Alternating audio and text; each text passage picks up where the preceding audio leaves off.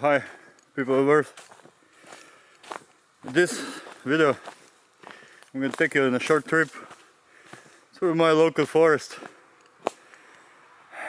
and I already had to take a route through nettle, so my thighs are pretty burnt and I have more nettle to go through.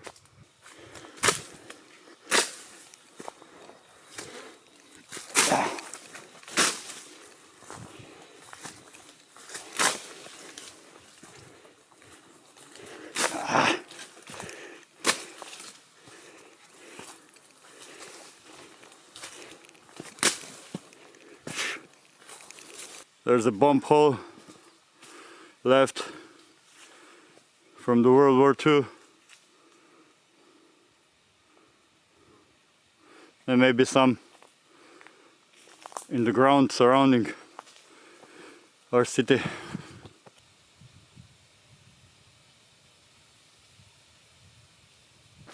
We have a creek down there behind me.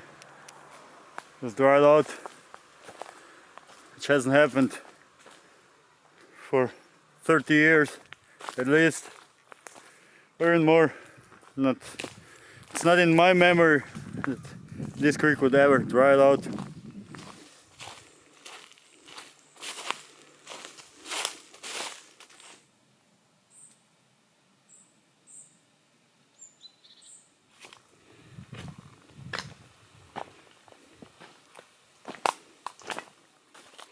So here we have a dead crayfish.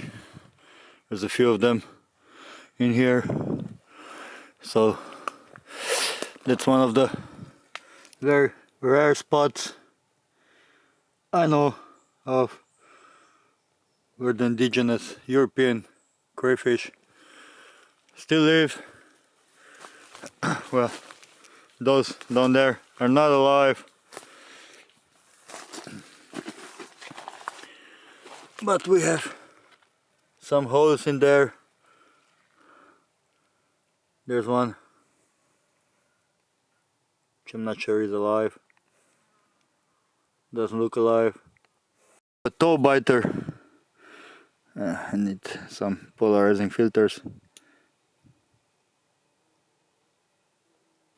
There's quite a few of them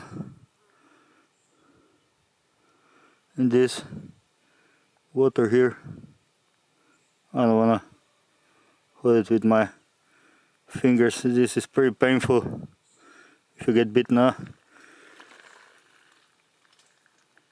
There it is, a toe biter. This creek here is kind of a sanctuary for a few species like the European crayfish, although I didn't find any live ones, but they will dig themselves into the mud to survive, in order to survive, and to their burrows that they dug beneath the bank of the creek. We saw a toe biter there, which is an unpleasant animal. I'm trying to go a little bit further up the creek to see the effects of this drought. We have a small pool here, maybe some animals inside.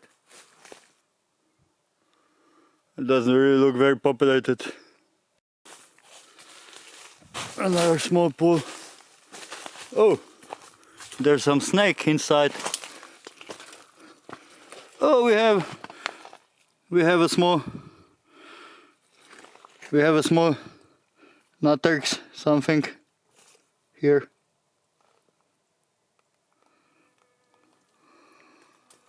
Oh, she is absolutely tiny.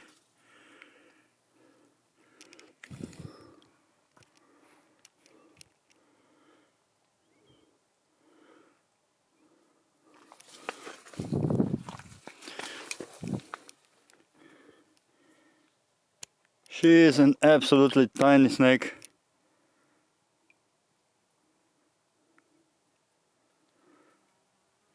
This is a small Natrix helvetica, I think.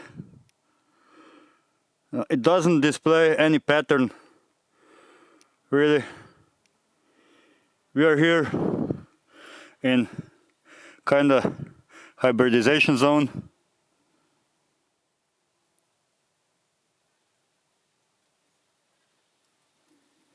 This particular snake or specimen looks very dark. No pattern, almost no pattern whatsoever. So I would presume this is Natrix helvetica, probably. Looks like some kind of a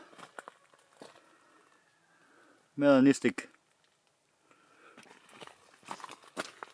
Oh, this musk is very stinky.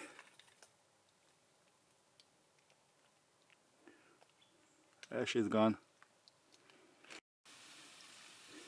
So this one is actually alive, and this is a very rare animal. It is a European crayfish. Huh? She wanted to snip me a little, but you can see it's not signal crayfish.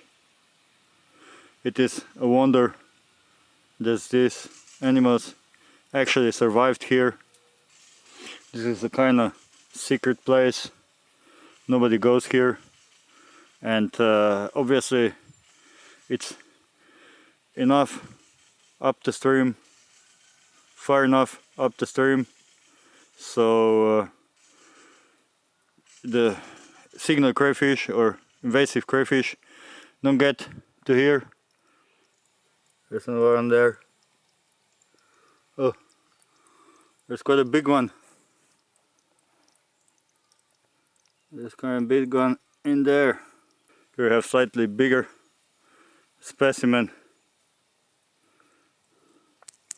Oh, I think she's a female. She just splashed my camera with a tail. So we have a few in this pond. The last sanctuary for this species here. We have a small one here. Ah, get away. Oh, so these guys are fighters, surviving against the odds. We have another pool here. I see some carcasses of crayfish inside, but they're probably live ones also, which is a good thing. European crayfish, or Astacus, I think in Latin, is highly endangered species, critically endangered. Really, this place, you see, this bottom, it is with the stones, covered with stones. This is very nice shelter for them, and if we dig up, we may find some still hiding, because there's still some moisture, but they were likely went with the water. But it's critically endangered species, and this is one of the rare places that I actually know that they exist. But I see up there, I will zoom in. That does not really work. So this mushroom is called the chicken of the woods, and it actually tastes like chicken. It has to be pre-prepared, like pre-processed, worked with steam maybe, or slightly cooked before you make steaks out of it.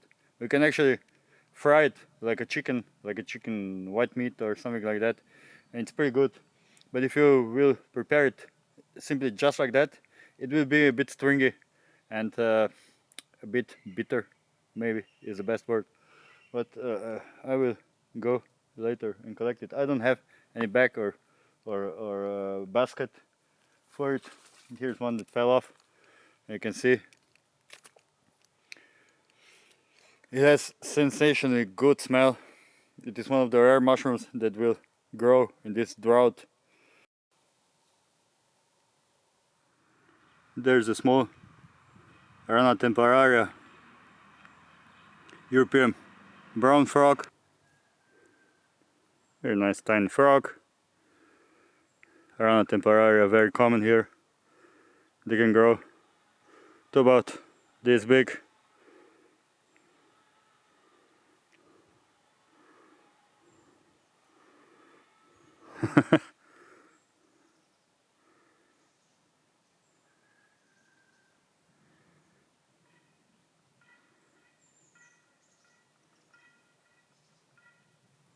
Very nice little frog. Gone.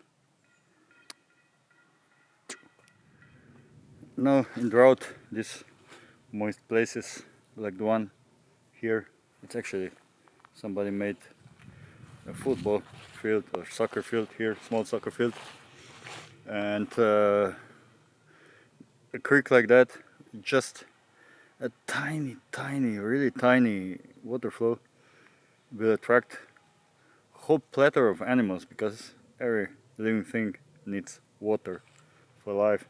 So I'm now at the far side of our forest, and here this forest ends by the street down there. It's not a really big forest, let's say 2 square kilometers, but I'm pretty sure it's not much more.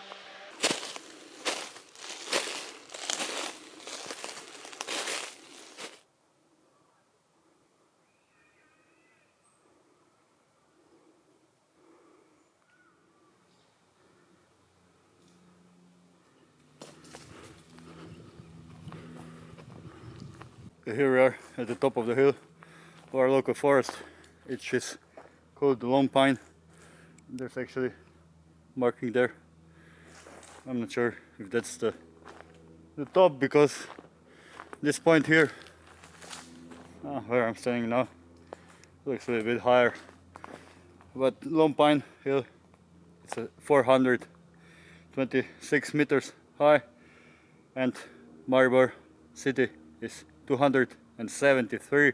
So it's not a really high hill, only about 150-meter difference between the city and the hill. And if you're visiting Maribor, you can reach the top in about 30 minutes.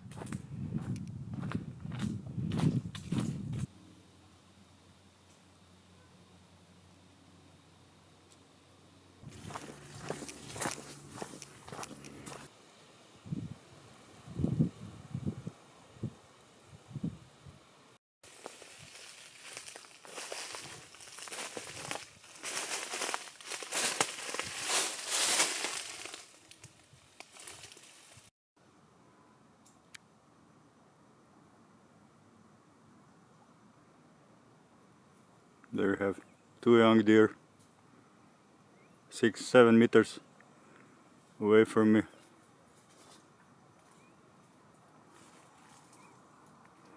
These animals are already so used to people who just look at you and don't really run away.